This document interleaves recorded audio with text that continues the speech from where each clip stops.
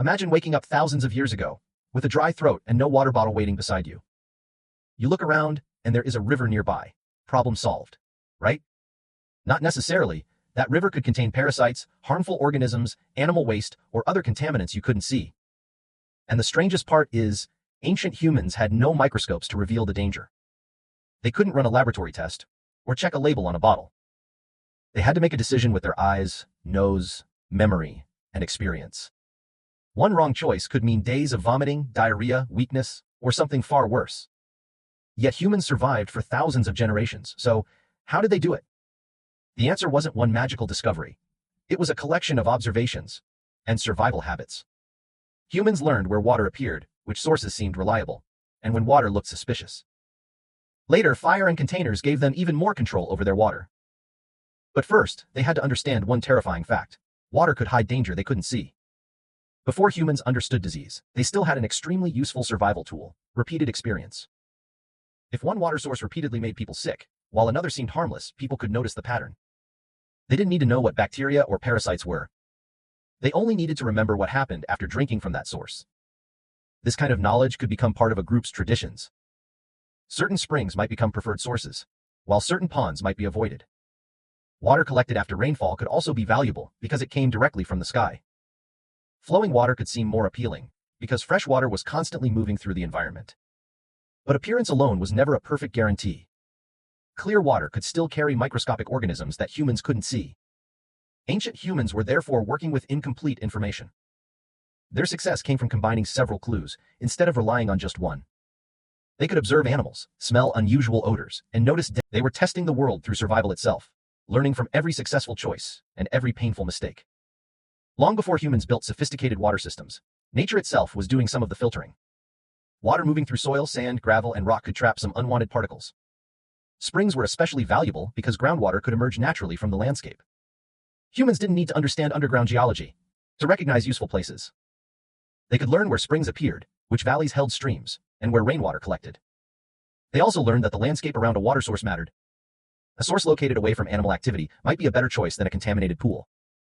Of course, this did not make every spring or stream perfectly safe. Ancient people still suffered from diseases connected to contaminated water. But recognizing favorable environments gave them an important survival advantage. Imagine a prehistoric group moving through unfamiliar land, without maps or testing equipment. They were looking for clues written directly into the landscape. Green vegetation could suggest moisture, while animal tracks could reveal where water was located. A narrow valley might contain a stream, while a rocky slope could hide a spring. The environment became a giant information system, and humans became remarkably good at reading it. One of the most useful clues humans could follow was surprisingly simple: animals. Animals need water too, and their movements could reveal places humans hadn't noticed. Fresh tracks leading in one direction might provide an important clue. But animals don't always choose water that is safe for humans. So following animals was a clue, not a guarantee. Humans also watched whether water was moving, and what surrounded the source. Strange smells, unusual colors, or heavy contamination could make a source suspicious. Over time, these observations could become deeply familiar. Someone living in one landscape for years might know exactly where seasonal water appeared. They could remember hidden springs, shrinking rivers, and pools that formed after storms. This mattered because water availability changed dramatically with the seasons. A river could shrink, a pond could disappear, and a spring could become difficult to reach. A river could shrink, a pond could disappear, and a spring could become difficult to reach. Survival depended not only on finding water, but remembering where it would return. In this way, ancient humans turned memory into a survival technology. The biggest change came when humans gained reliable control over fire. Fire had many uses, but one hidden benefit was the ability to heat water. Heating water can kill or deactivate many disease-causing microorganisms. Ancient humans didn't know about microorganisms, of course. They simply knew that fire could transform food, materials, and eventually water. Once people had suitable containers, heating water became much more practical. They could place water into a container and keep it near a fire. In some places, heated stones could warm water inside containers that couldn't sit directly over flames. Suddenly, water didn't have to be accepted exactly as nature provided it. Humans had begun changing their environment to reduce the risks around drinking. But boiling wasn't an ancient universal solution. Reliable fire, suitable containers, and enough fuel weren't available everywhere. People still depended heavily on choosing good water sources. Even so, controlled heating created a powerful new layer of protection. It was a simple technology that quietly changed human survival forever. Finding water was only half the problem. Humans also needed a way to carry and store it. Early containers could be made from animal skins, hollowed wood, shells, gourds, and eventually pottery. Each invention changed what people could do with water. A container meant people didn't have to remain beside a river all day. Water could be transported back to camp and kept off the dirty ground. Pottery made this even more useful, because fired clay could create durable vessels. A durable vessel could hold water, and could also be used for heating it.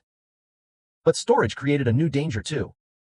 Safe water at the source could become contaminated later through careless handling. People could touch it, dip dirty objects into it, or store it near waste. So water safety wasn't simply about finding a clean spring. It was also about managing the water afterward. As communities settled down, these habits became even more important. Water had become something humans could collect, carry, store, and manipulate. That ordinary-looking change was a major step toward technological water management. There is a reason flowing water often looks more appealing than a stagnant pool. Moving water is constantly being replaced, while stagnant water can collect unwanted material.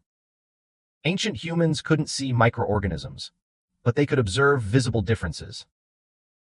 A fresh-smelling stream looked very different from a foul-smelling pond covered with debris. Those differences could influence which source people chose. But appearance and smell could only tell them so much. Some dangerous water can look perfectly normal. Others may contain parasites or microorganisms that produce no obvious warning.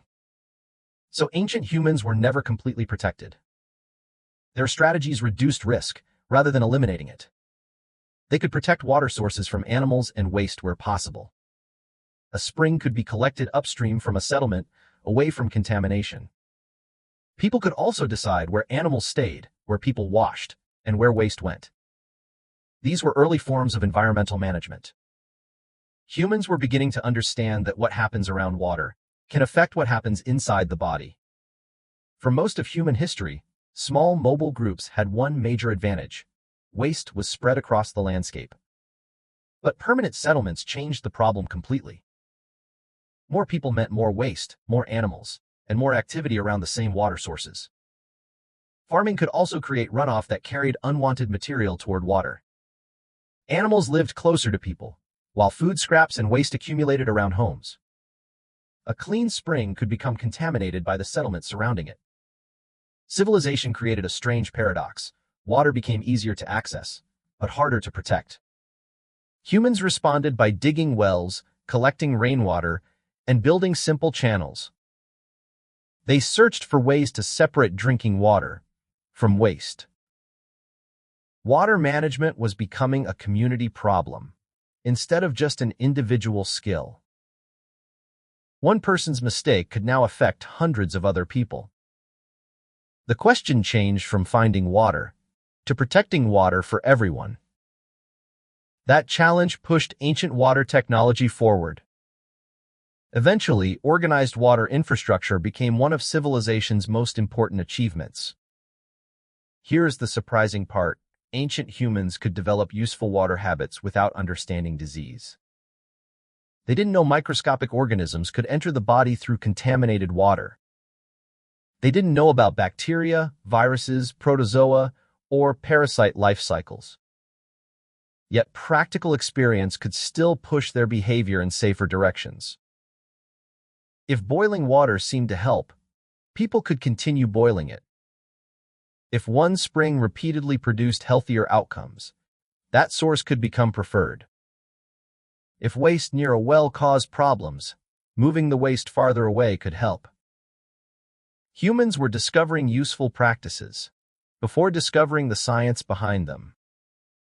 People often observe a reliable effect long before understanding its mechanism. Ancient water knowledge wasn't perfect science. It was accumulated survival experience. Humans were essentially running experiments with their environment, generation after generation. Some lessons were remembered, some were forgotten, Some were probably wrong. But useful lessons could spread through families and communities. Much later, science would reveal the microscopic world behind these dangers. Suddenly, ancient survival habits had a scientific explanation. So how did ancient humans drink water without getting sick? The honest answer is, they didn't always succeed. Waterborne diseases were a real danger, and contaminated water could make people seriously ill.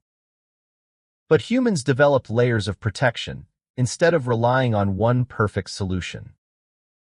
They learned to recognize favorable sources and follow environmental clues. They learned to protect water, collect it, store it, and eventually heat it. As settlements grew, humans built wells, channels, cisterns, and drainage systems. None of this happened overnight. It was the result of countless small observations. Those observations accumulated across generations and slowly changed human behavior. Clean water isn't just a modern luxury. It has always been connected to survival. Ancient humans had to solve the problem with what they could see, remember, build, and experiment with. They couldn't see the microscopic world, but they could see patterns. They couldn't measure bacteria, but they could remember which sources caused trouble. Fire, containers, and organized communities eventually gave humans much more control. So the next time you drink from a tap without thinking, remember what that convenience represents.